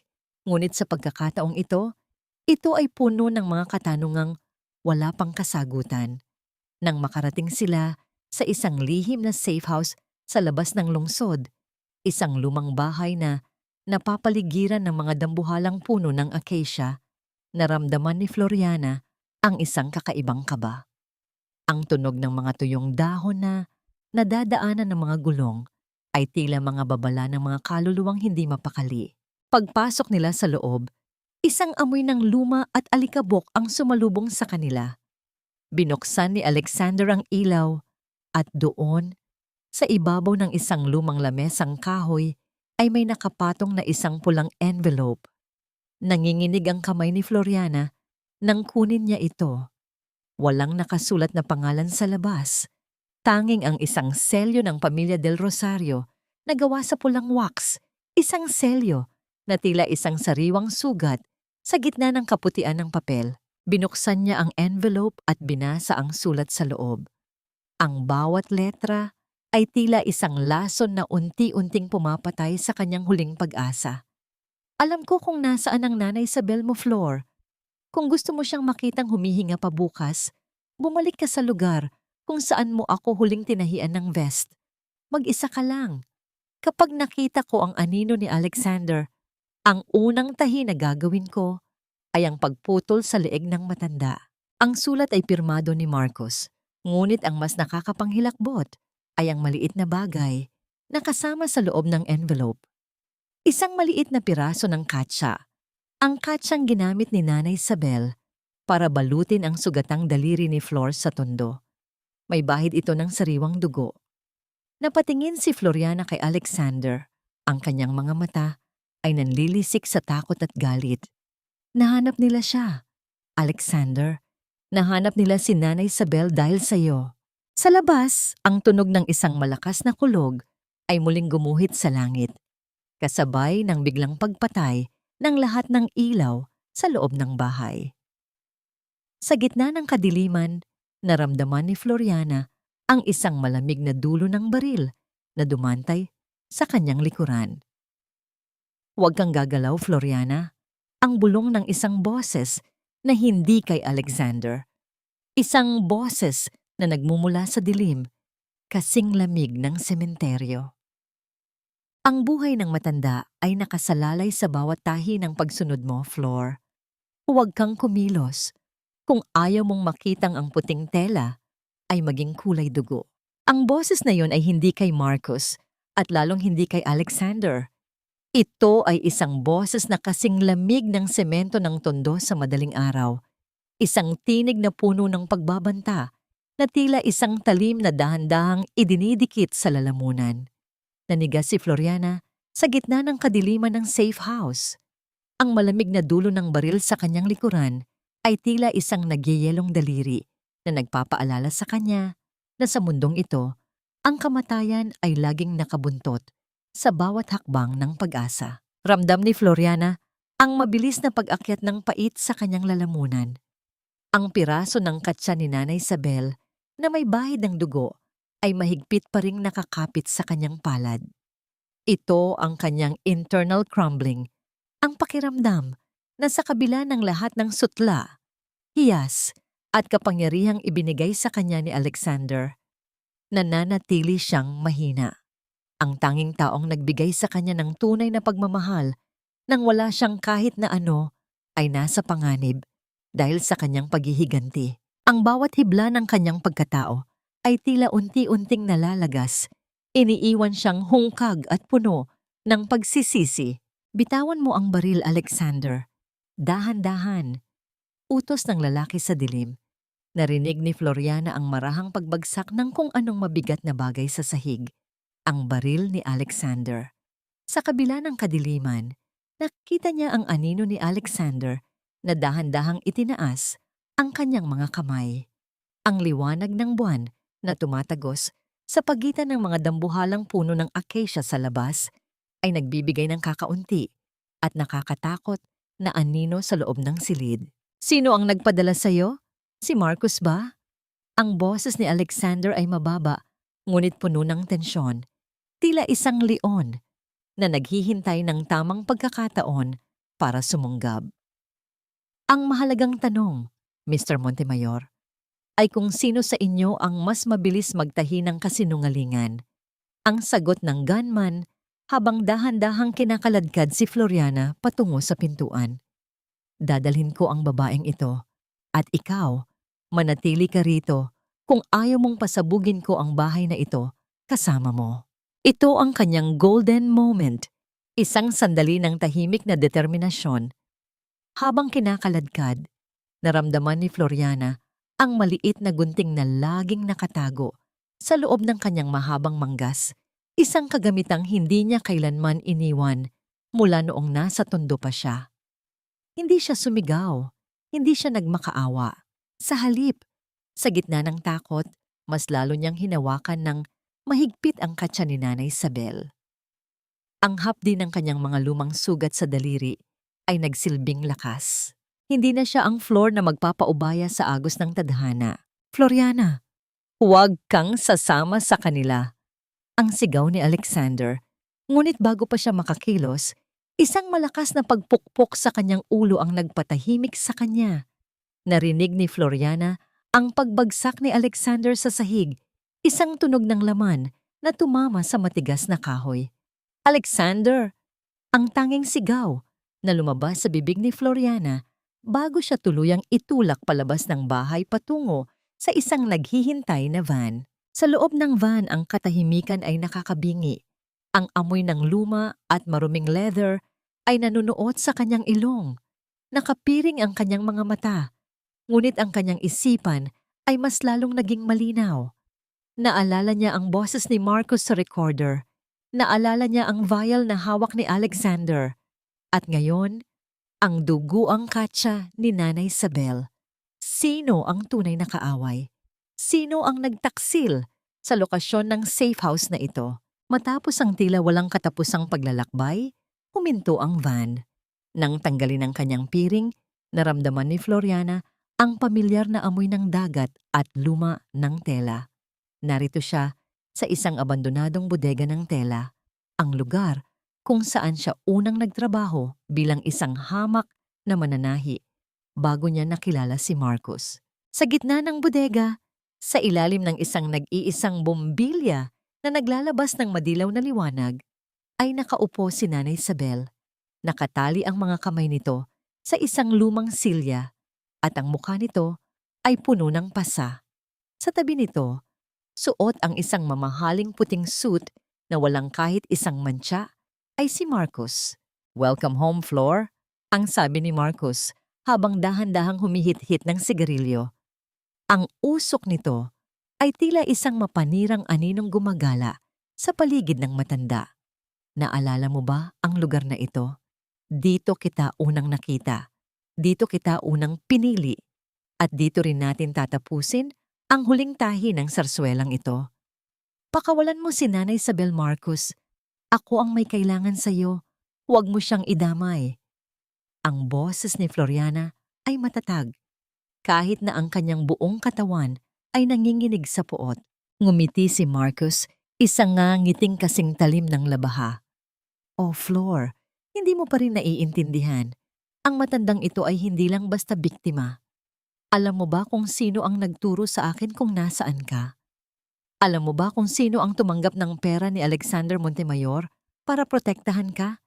Pero mas pinili ang mas malaking alok ko?" Tumingin si Floriana kay Nanay Isabel.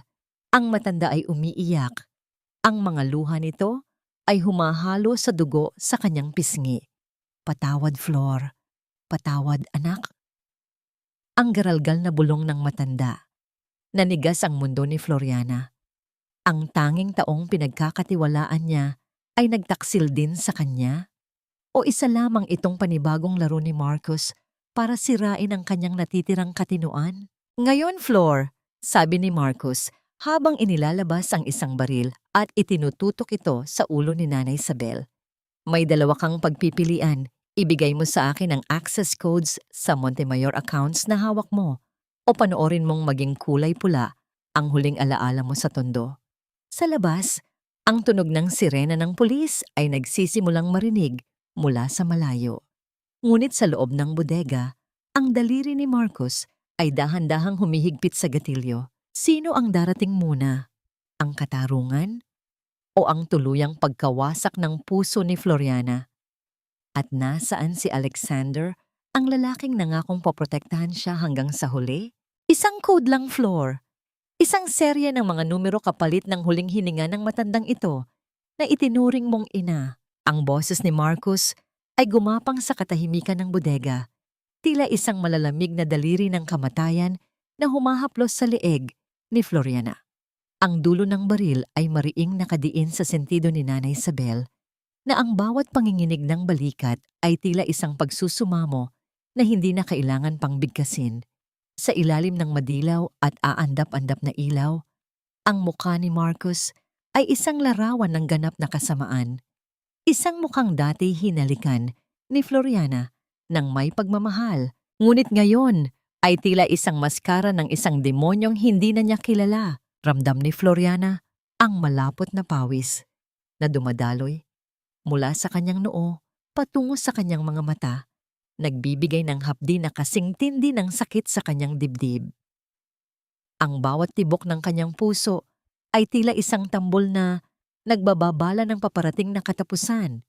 Ang lahat ng kanyang paghihirap, ang bawat gabing hindi siya natulog para tahiin ang kanyang paghihiganti, ay tila humantong sa isang madilim na eskinita na walang labasan. "Flor, huwag Huwag mong ibigay.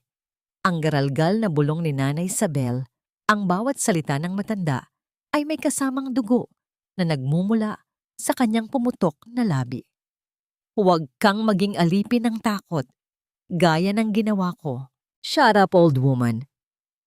Ang marahas na sigaw ni Marcus ay sinabayan ng pagdiin ng baril, isang pagkilos na nagdulot ng mahinang ungol ng sakit mula sa matanda. Lumingon si Marcus kay Floriana, ang kanyang mga mata ay nanlilisik sa kasakiman. 10 segundo, Flor. 10 seconds bago ko tuluyang tapusin ang telang ito. 10, 9. Ito ang kanyang golden moment. Isang sandali ng matalas na obserbasyon sa gitna ng matinding panganib. Napansin ni Floriana ang isang maliit na detalye sa suot na jacket ni Marcus. Sa may laylayan ng manggas nito, may isang maliit na borda ng bulaklak. Isang borda na siya mismo ang gumawa noong mga unang buwan ng kanilang pagsasama bilang mag-asawa. Isang munting tanda ng pagmamahal na nakaligtas sa gitna ng lahat ng dumi at kasinungalingan. Sa isang iglap, nalaman ni Floriana na sa likod ng lahat ng kapangyarihan at karangyaan ni Marcus, nananatili itong isang magnanakaw na gumagamit ng mga bagay na hindi kanya. 8, 7. Ang bilang ni Marcus ay tila isang hatol na unti-unting pumuputol sa huling hibla ng katinoan ni Floriana. Wait! Ititigil ko na ang lahat. Ibibigay ko na ang kailangan mo. Ang sigaw ni Floriana ay bumasag sa katahimikan. Dahan-dahan niyang inilabas ang kanyang cellphone mula sa maliit na clutch bag na hawak pa rin niya. Ang kanyang mga daliri ay nanginginig. Bawat pindot sa screen ay tila isang pagtaksil sa tiwalang ibinigay sa kanya ni Alexander. Ngunit sa ilalim ng kanyang takot, ang isipan ni Floriana ay mabilis na nagtatahi ng isang panibagong plano. Alam niya ang access codes, ngunit alam din niya ang isang lihim na command na itinuro ni Alexander. Isang code na kapag ininput sa maling paraan ay mag-uumpisa ng isang silent alarm patungo sa lahat ng autoridad at maglalak sa lahat ng accounts ng Permanente F4. Heto na, Marcus! Heto na! Ang sabi ni Floriana habang pilit na pinatatatag ang kanyang boses. Lumapit siya ng dahan-dahan, tila isang tupa na lumalapit sa lobo. Nang malapit na siya, nakita niya ang kislap ng pananabik sa mga mata ni Marcus. Ang kislap ng isang taong akala ay nakuha na ang lahat ng gusto niya. Sa sandaling iyon, ang tunog ng isang malakas na pagsabog mula sa labas ng bodega ang naging hudyat ng kaguluhan. Ang pintong bakal ng bodega ay tila hinampas ng isang dambuhalang kamay. Naglilikha ng isang nakabibinging tunog ng pagkiskis ng metal sa semento. Sa gitna ng usok at alikabok, lumitaw ang isang figura na tila isang aninong nagbalik mula sa impyerno. Si Alexander. Sugatan ang kanyang noo at ang kanyang barong ay punit-punit na. Ngunit ang kanyang mga mata ay tila mga nagbabagang apoy na nakatuon lamang kay Marcus. Bitawan mo siya, Marcus, o titiyakin kong hindi ka naaabot sa Singapore. Ang malamig na banta ni Alexander. Ang bawat hakbang niya sa loob ng bodega ay may bigat ng katarungang matagal nang naisantabi. Nataranta si Marcus. Ang kanyang daliri sa gatilyo ay bahagyang kumatal. Huwag kang lalapit. Papaputukin ko ito. Sa gitna ng tensyon, nakita ni Floriana ang kanyang pagkakataon. Gamit ang maliit na gunting na nakatago sa kanyang manggas, mabilis siyang sumunggab sa braso ni Marcus na humahawak sa baril. Ang talim ng gunting ay bumaon sa laman ng lalaki, isang hapdi na naging dahilan para bumitaw ang kanyang daliri sa gatilyo. Ang tunog ng putok ng baril ay umalingaw-ngaw sa loob ng bodega, isang marahas na tunog na tila bumasag sa lahat ng katahimikan sa mundo. Naramdaman ni Floriana ang isang mainit na bugso ng hangin na dumaan sa kanyang tabi. Isang sandali ng ganap na katahimikan ang sumunod, bago ang lahat ay naging mabilis at magulo. Nanay Isabel! Ang sigaw ni Floriana nang makitang bumagsak ang silya kung saan nakatali ang matanda. Ngunit bago pa man niya marating ang matanda, hinablot siya ni Marcus sa buhok at kinaladkad patungo sa isang madilim na sulok ng bodega kung saan may isang nakatagong hagdan patungo sa itaas. Ang baril ay muling nakuha ni Marcus at sa pagkakataong ito ay nakatutok na sa sentido ni Floriana. Kung mamamatay ako, isasama kita, Flor. Ang bulyaw ni Marcus, ang kanyang boses ay puno na ng desperasyon at kabaliwan. Sa labas, ang mga ilaw ng pulis ay nagsimula nang pumasok sa loob ng bodega. Ngunit huli na ang lahat para sa isang direktang pagligtas. Si Marcus at Floriana ay nasa itaas na ng catwalk, kung saan ang isang maling hakbang ay nangangahulugan ng pagbagsak sa isang dambuhalang makina ng tela sa ibaba. Tumigil si Marcus sa gilid ng bakal na railings. Tumingin siya sa ibaba. Pagkatapos ay kay Alexander na dahan-dahang umaakyat sa hagdan. Isang nakakatakot na ngiti ang gumuhit sa mga labi ni Marcus. You failed, Alexander. We both lost her. Ang sabi ni Marcus bago niya binuhat si Floriana at tumalon mula sa mataas na catwalk patungo sa kadiliman. Ang tanging maririnig ay ang sigaw ni Alexander na nilunod ng tunog ng paparating na ulan at ang marahas na pagbagsak ng dalawang katawan sa gitna ng mga bundok ng tela sa ibaba. Mamatay ba ang lahat ng pag-asa sa gitna ng mga telang ito? O mayroon pang isang huling tahi na magliligtas sa kanila mula sa tuluyang pagkawasak? Ang dilim ay hindi lamang kawalan ng liwanag, kundi isang mabigat na kumot na bumabalot sa bawat hininga ni Floriana habang lumulubog siya sa bundok ng mga telang sutla at koton. Ang pagbagsak mula sa catwalk ay tila isang walang hanggang paglakbay patungo sa kailaliman, kung saan ang tanging naririnig niya ay ang mabilis na pagtibok ng sariling puso at ang marahas na paghinga ni Marcus sa kanyang tabi. Ang bawat hibla ng tela na dumidikit sa kanyang balat ay tila mga kamay na pilit siyang hinihila pabalik sa nakaraan. Sa panahong siya ay isang hamak na mananahi lamang na walang ibang sandata, kundi ang kanyang pangarap. Huwag kang malikot, Flor. Kung hindi tayo makakaalis dito ng magkasama, hinding-hindi ka rin makakaalis ng buhay. Ang bulong ni Marcus ay punong-puno ng desperasyon. Ang kanyang mga kamay ay mahigpit na nakasakal sa braso ni Floriana habang pilit silang bumabangon mula sa malambot ngunit mapanganib na tumpok ng mga tela. Ang amoy ng alikabok at luma ng kemikal ng tina ay nanunuot sa kanilang mga ilong, nagpapahirap sa bawat paglanghap ng hangin. Sa di kalayuan, narinig ni Floriana ang tunog ng mga yabag ng sapatos sa semento, mabibigat at mabilis. Si Alexander, nararamdaman niya ang presensya ng lalaki sa gitna ng kadiliman. Tila isang liwanag na pilit binabasag ang lahat ng takot na itinanim ni Marcus sa kanyang kaluluwa. Ang bawat hakbang ni Alexander ay isang pangako ng kaligtasan, ngunit kasabay nito ay ang pangamba na baka may dumanak na dugo bago matapos ang gabing ito. Marcus, itigil mo na ito.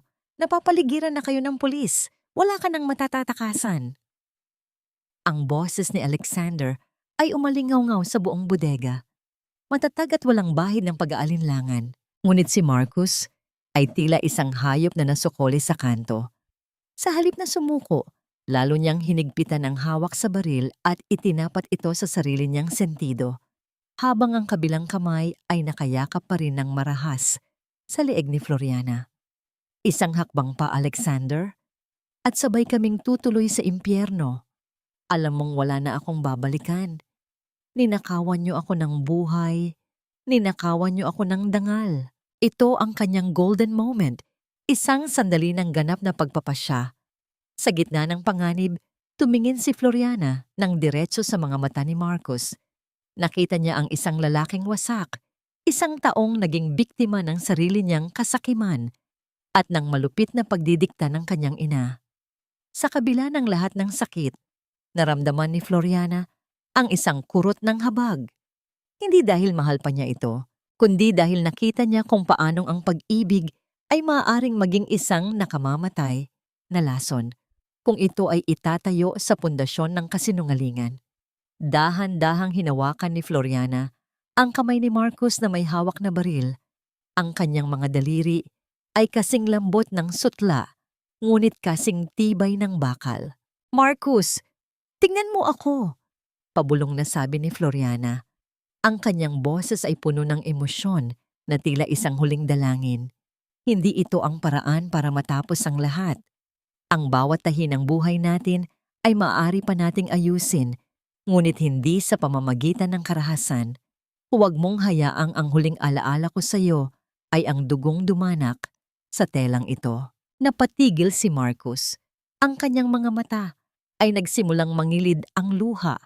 Ang galit ay unti-unting napalitan ng isang matinding pagkapagod. Sa sandaling iyon, ang pintuan ng bodega ay muling bumukas ng marahas at pumasok si Doña Consuelo kasama ang kanyang mga abogado. Ang matanda ay mukhang hindi nagluluksa, kundi tila isang reynang handang isakripisyo ang kanyang sariling anak para lamang mailigtas ang kanyang trono. "Marciano, itapon mo ang baril na yan!" Ang sigaw ni Doña Consuelo, ang kanyang boses ay kasing talim ng labaha. "Huwag mong dungisan ang pangalan ng mga Del Rosario ng iyong kabaliwan. Aminin mo ang lahat. Sabihin mong ang babaeng iyan ang nag-utos sa'yo. Iligtas mo ang kumpanya at gagawan ko ng paraan na makalabas ka kaagad." Ang pagtataksil ng sariling ina ang naging huling saksak sa puso ni Marcus. Napatawa siya ng mapait, isang tunog na kasing pait ng lason. "Nakikita mo ba, Flor? Kahit sa huling sandali, ako pa rin ang gagamitin niya. Ako pa rin ang alay sa kanyang altar ng kapangyarihan." Sa isang mabilis na pagkilos, ibinaba ni Marcus ang baril at itinulak si Floriana patungo kay Alexander. Bago pa man makapagsalita ang sinuman, mabilis na tumakbo si Marcus patungo sa kabilang bahagi ng bodega kung saan naroon ang mga dambuhalang tangke ng kemikal. Sa isang iglap, isang malakas na tunog ng pagtagas ng gas ang umaling-aungaw, kasunod ng isang maliit na kislap ng apoy mula sa kanyang lighter. "Takbo, Flor! Alexander, ilabas mo siya rito!" Ang huling sigaw ni Marcus bago ang lahat ay nabalot ng isang dambuhalang liwanag. Naramdaman ni Floriana ang mabilis na paghila sa kanya ni Alexander palabas ng bodega. Ang tunog ng mga pagsabog sa likuran nila ay tila mga dagundong ng isang nagngangalit na higante. Nang makalabas sila sa ulan, bumagsak si Floriana sa kanyang mga tuhod. Tinititigan ang nasusunog na bodega kung saan natapos ang isang kabanata ng kanyang buhay. Si Alexander ay lumuhod sa kanyang tabi. Mahigpit siyang niyakap habang ang ulan ay humahalo sa kanyang mga luha. "Tapos na, Flor. Ligtas na tayo." Ligtas na si Nanay Isabel. Sa gitna ng usok at apoy, nakita ni Floriana si Doña Consuelo na nakatayo lang sa malayo, tinititigan ang naglalahong yaman ng kanyang pamilya. Walang luha ang matanda. Tanging ang isang mukhang puno ng pagkatalo ang natira. Ang hustisya ay hindi dumating sa paraang inaasahan ni Floriana, ngunit sa gabing iyon, naramdaman niya ang unang tunay na paghinga ng kalayaan. Ngunit sa kabila ng lahat, isang lihim pa rin ang nananatiling nakabaon. Habang papalapit ang mga bumbero, napansin ni Floriana ang isang itim na folder na nalaglag mula sa bulsa ni Alexander habang inililigtas siya nito. Nang buksan niya ito sa ilalim ng ilaw ng patrol car, ang nakasulat sa loob ay hindi tungkol sa mga Del Rosario. Ito ay ang kanyang sariling medical records mula sa Tondo. 10 taon na ang nakalilipas at ang pangalan ng doktor na pumirma sa kanyang infertility report, ang dahilan kung bakit siya laging nililiit ni Doña Consuelo, ay walang iba kundi si Alexander Montemayor. Sino nga ba ang tunay na nagtahi ng kanyang kapalaran simula pa noong una? Ang pag-ibig ba ni Alexander ay isang paraan ng pagbawi o isang panibagong uri ng pagmamanipula? Bakit, Alexander? Bakit kailangan mong maging bahagi ng unang sugat na nagpaguho sa mundo ko bago mo pa man ako binuo muli? Ang tinig ni Floriana ay halos malunod sa hagupit ng ulan, ngunit bawat salita ay may talim na tila mas matalas pa sa anumang karayom na humiwa sa kanyang balat. Nakatayo siya sa gitna ng basang kalsada, ang itim na folder ay mahigpit na nakakapit sa kanyang dibdib, habang ang tinta ng mga dokumento sa loob ay unti-unting kumakalat dahil sa tubig. Tila ba ang mga lihim na itinatago nito ay nagsisimulang dumanak gaya ng dugo. Sa kanyang likuran, ang bodega ay isa na lamang tumpok ng mga nagbabagang abo at usok. Isang libingan para kay Marcos at para sa lahat ng mga kasinungalingang naging pundasyon ng kanyang buhay. Nanigas si Alexander sa kanyang kinatatayuan. Ang liwanag mula sa mga ilaw ng ambulansya at police car ay tumatama sa kanyang mukha. Nagpapakita ng isang lalaking hindi na ang matatag na tagapagligtas, kundi isang taong nahuli sa sarili nitong bitag. Ang kanyang mga kamay, na kanina lang ay nagligtas kay Floriana mula sa apoy, ay dahan-dahang bumagsak sa kanyang gilid. Ang ulan ay dumadaloy sa kanyang mukha, humahalo sa pawis at sa hindi maipaliwanag na pait ng kanyang pananahimik.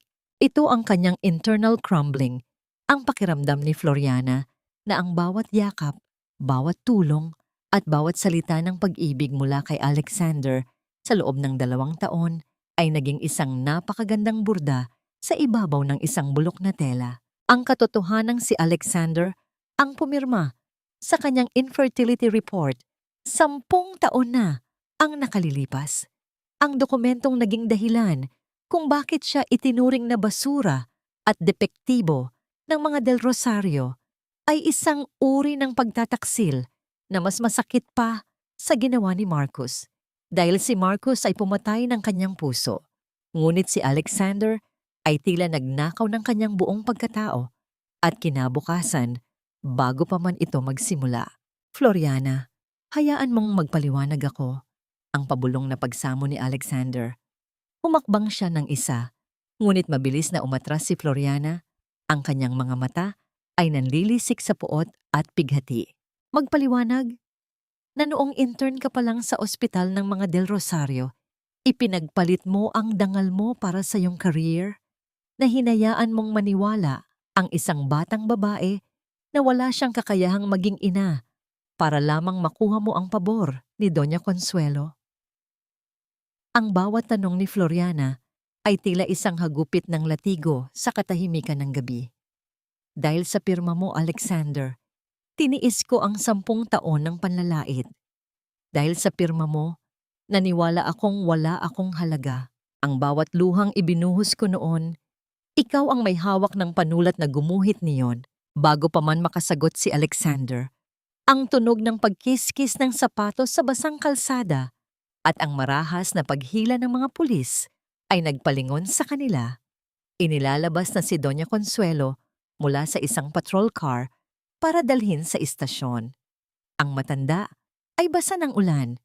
Ang kanyang mamahaling alahas ay wala ng kislap at ang kanyang mukha ay puno ng takot na pilit niyang itinatago sa likod ng kanyang mapagmataas na tingin. Flor de Lisa! Ang sigaw ni Doña Consuelo habang pilit na kumakawala sa mga pulis. Akala mo ba ay nanalo ka na? Isang basura ka pa rin. Ang lahat ng ito ay plano ni Alexander. Ginamit ka lang niya para makuha ang mga ebidensyang kailangan niya laban sa akin. Pareho lang silang lahat, Flor. Pinaglalaruan ka lang nila. Nilapitan ni Floriana ang matanda. Hindi siya sumigaw. Hindi siya nagtaas ng kamay. Sa halip, dahan-dahan niyang kinuha ang basang katsa ni Nanay Isabel mula sa kanyang bulsa at ipinakita ito sa biyanan. Ito ang kanyang golden moment, ang sandali kung saan ang kapangyarihan ay hindi nakuha sa pamamagitan ng dahas, kundi sa pamamagitan ng ganap na pagkawala ng takot. Ang tilang ito, Doña Consuelo, ay mas mahalaga pa sa lahat ng ari-arian ninyo na ngayon ay abona. Ang malamig na sabi ni Floriana.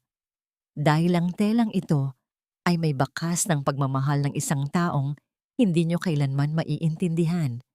Ang yaman ninyo ay tapos na at ang huling tahi ng inyong pangalan ay ang kahihiyang dadalhin ninyo hanggang sa hukay. Nang mailayo na si Doña Consuelo, Muling humarap si Floriana kay Alexander. Ang ulan ay tila tumitindi. Nilulunod ang lahat ng ingay ng paligid. Noong gabing nahanap mo ako sa tondo, Alexander, ang sabi mo ay gusto mo akong iligtas. Ang bulong ni Floriana. Ang kanyang boses ay nanginginig na sa lamig at pagod. Ngunit ang totoo, gusto mo lang bang patahimikin ang iyong konsensya?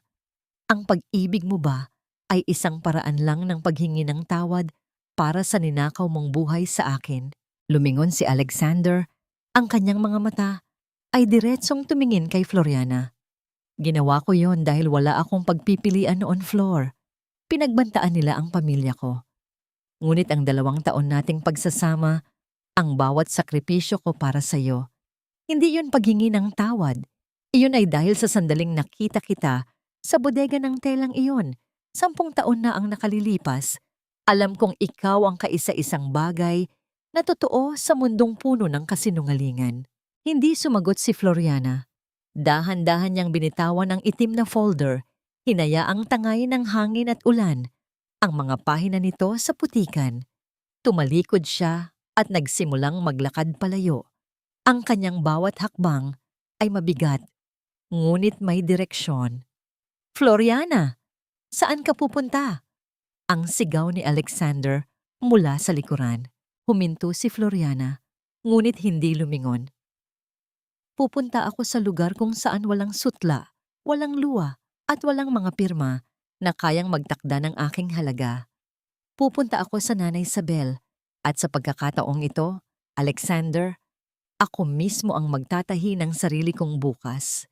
Nang wala ka, ang tanging maririnig sa madilim na kalsada ay ang tunog ng papalayo niyang mga hakbang at ang mahinang paghikbi ni Alexander na nilamon ng ingay ng ulan.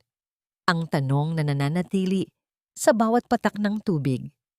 Mayroon pa bang puwang para sa pagpapatawad kapag ang mismong kamay na humaplos sa iyo ay ang kamay na unang sumira sa iyong mga pangarap? Sumikat ang araw sa dulo ng kalsada ng tondo, dala ang isang uri ng liwanag na hindi nagmumula sa kinang ng mga diamante o sa kislap ng mga mamahaling chandelier. Ito ay ang init ng pag-asang dahan-dahang gumigising sa mga natutulog na eskinita, hinahalikan ng mga bubong na yari sa yero, at nagbibigay ng bagong kulay sa mga telang nakasampay sa labas ng mga bintana. Sa loob ng isang maliit, ngunit malinis na gusali na may karatulang ang sinulid ng pag-asa, nakaupo si Flor sa harap ng kanyang paboritong makinang panahi. Wala na ang gown na hating gabi ang kulay. Wala na ang mga hiyas na tila mga tanikala sa kanyang leeg. Ang suot niya ngayon ay isang simpleng blusa na gawa sa cotton, malamig sa balat at may amoy ng malinis na labada at sariwang kape.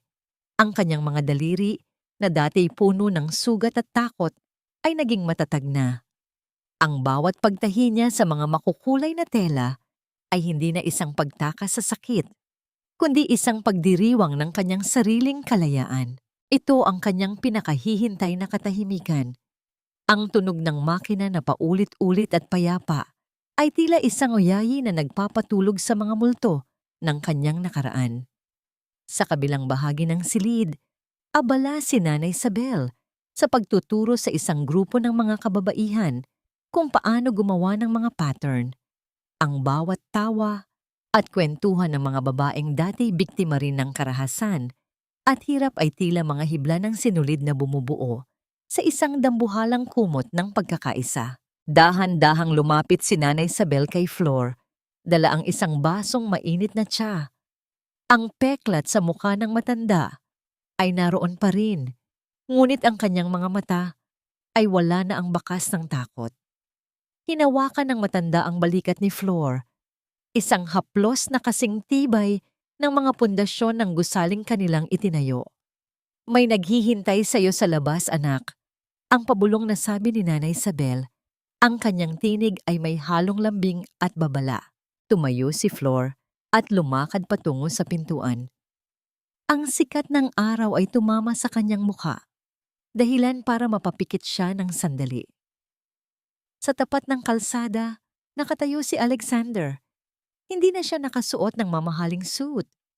Ang kanyang hitsura ay tila isang taong naglakbay ng malayo para lamang mahanap ang daan pawi. May hawak siyang isang maliit na kahon na nakabalot sa payak na papel. Hindi lumapit si Alexander. Nanatili siya sa distansyang nagpapaalala sa kanila ng mga sugat na hindi pa ganap na naghihilom. Dahan-dahan niyang inilapag ang kahon sa ibabaw ng isang lumang bangko at tumingin kay Flor nang may pagsusumamo at paggalang. Hindi ko hinihiling na bumalik ka sa akin, Flor, ang sabi ni Alexander. Ang kanyang boses ay naging bahagi ng ingay ng paligid. Gusto ko lang malaman mo na ang klinika sa Tondo ay bukas na muli. At sa pagkakataong ito, wala nang mga maling pirma. Ang bawat record doon ay magsasabi ng totoo na ikaw ay buo at wala kang anumang depekto. Ang infertility report na yon, iyon ang pinakamalaking pagkakamali ng buhay ko at gugugulin ko ang bawat araw ko para itama iyon kahit sa malayo. Ngumiti si Flor, isang ngiting kasing ningning ng umaga. Hindi niya kinuha ang kahon, ngunit hindi rin niya ito itinaboy. Salamat, Alexander, pero ang katarungan para sa akin ay hindi na nanggagaling sa mga dokumento mo. Nanggagaling na ito rito, sabi ni Flor habang itinuturo ang kanyang dibdib. Pinatatawad na kita, hindi dahil karapat-dapat ka, kundi dahil karapat-dapat ako sa kapayapaan. Tumalikod na si Alexander at dahan-dahang naglakad palayo. Ang kanyang anino ay unti-unting nilamon ng liwanag ng araw. Alam ni Flor na maaring magtagpo muli ang kanilang mga landas, ngunit hindi na bilang tagapagligtas at biktima.